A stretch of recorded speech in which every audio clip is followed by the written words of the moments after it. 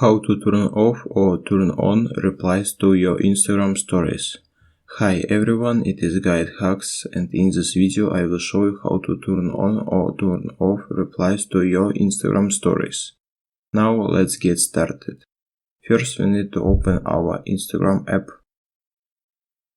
Then we should go to our profile just by clicking on the profile icon at the bottom.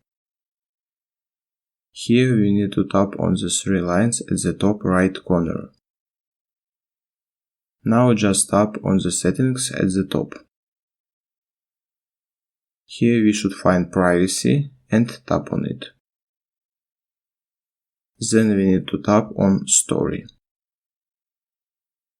In the appearance menu we need to find category replying, and here you can choose different options such as off, people you follow, and everyone.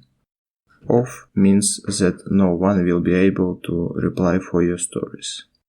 And that's all. It was how to turn on or turn off replies to your Instagram stories. Thanks for watching. If you found this video helpful, we would appreciate if you subscribe to our GuideHacks channel.